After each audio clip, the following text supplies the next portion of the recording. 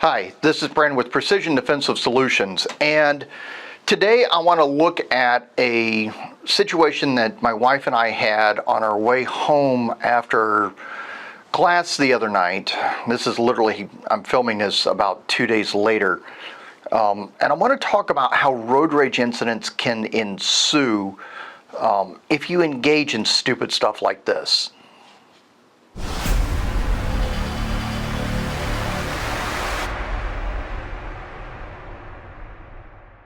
Here's the backstory to it a little bit. My wife and I are on our way home from our karate classes this past Tuesday night, about 2 days ago.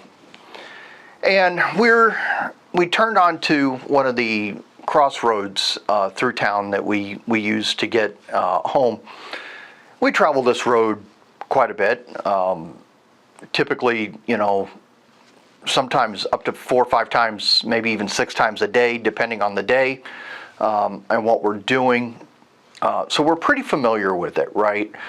We've been doing it for, well, this is kind of scary to say, for the last 15 years, because it's right near our karate school, and it helps us get across to the next town over without coming up and then coming back.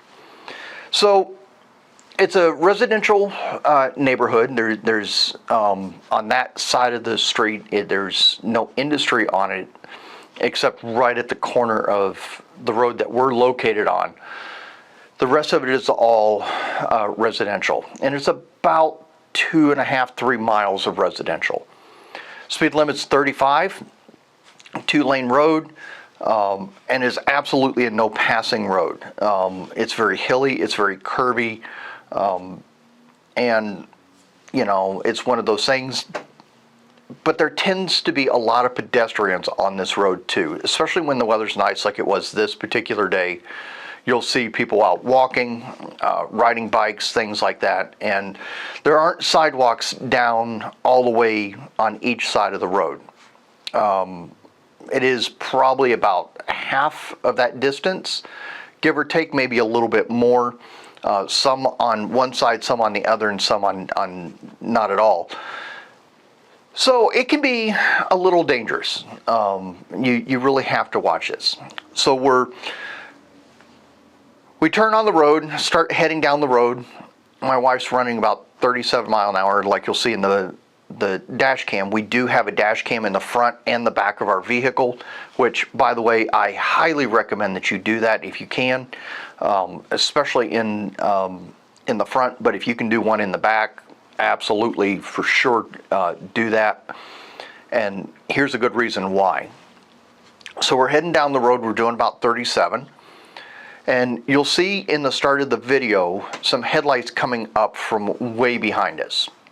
Now, it looks to me like that person had turned off the main strip where our karate school is, where our office is, and really caught up with us. Now, there's a pretty significant different distance that you'll see in the video. Now, you do have to keep in mind that when the car approaches us, the fisheye lens does distort the distance pretty significantly.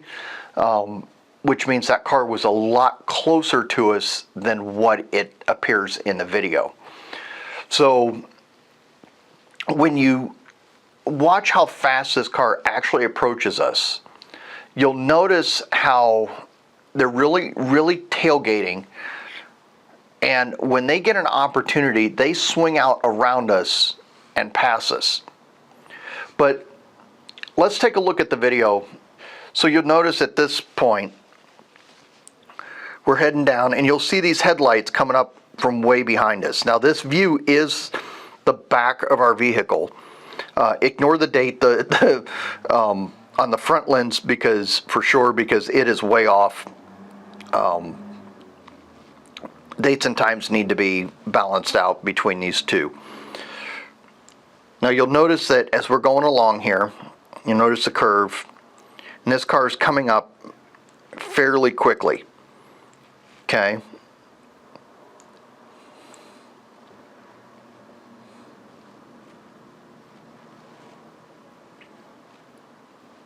So Here they come. Getting close, coming up on us pretty quick.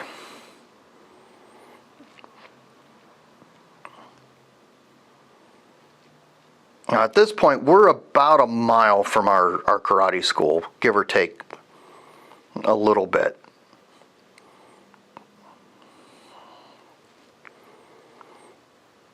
And you notice the speed, running between 34 and 37 depending on the traffic that's in front of us, because there is a truck with a trailer that's in front of us.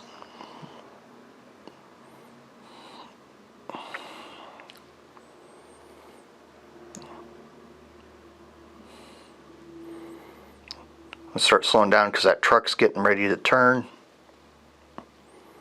We start speeding up. Notice that guy does not hit the gas right away. He backs off quite a bit, then comes up on us pretty quick and goes around. Here you'll see the front view of just how fast, and notice they keep on going and go around the car that's way in front of us at this point. So that's pretty crazy. Now, one of the things I found very interesting about this, and actually kind of amusing, the guy actually used his turn light when he swung out around us. You know, I guess be polite while you're doing something really stupid. I don't know. Yes, my wife did hit the horn. I can understand why. It was kind of more of a reaction to it. But there are people that will literally chase these people just because they want to show them and let them know that they were wrong. And that's how road rage really, really starts. This was an absolute perfect example of how to just let it go, let them go, and let them do what they're going to do.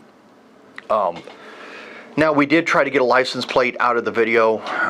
The video was in 1080p and didn't process it fast enough to get a clear picture of the license plate. No matter how much I zoomed in on it, it was just blurry, beyond blurry, and I think part of that was the speed that the person was going. Because if we're doing between 35 and 37 at that time, and he went around us that much, you figure he's doing at least 60, maybe even 70 on this 2-lane road. So here's my point. Road rage is very prevalent in today's world. And it's because of things like this. We're seeing it more and more, people running red lights, passing on double yellow lines, things like that, that are quite dangerous and put people in danger. And I can understand how people get upset. Let it go. Let it go. You're better off letting them go on and do whatever they're going to do. They're away from you. You and yours are safe. Let it go. So, just a piece of advice. Hopefully this kind of helps you out. But again, definitely consider getting the dash cams if you haven't already, because that's just another level in your self-defense. And I know we haven't talked about that on the channel before. We do talk about it in classes, but here you go. Here's a perfect example. So I'll put a link in the description for the dash cam we have, or just go on Amazon. Honestly, that's where we got ours, and pick one that's in your price point. You know, what fits for your budget. These that we use, they're about $100. They work pretty good, but again, not well enough to get the license plate. So, take care, everybody. Be safe. Ignore the stupid on the road, and keep you and yours safe. Take care.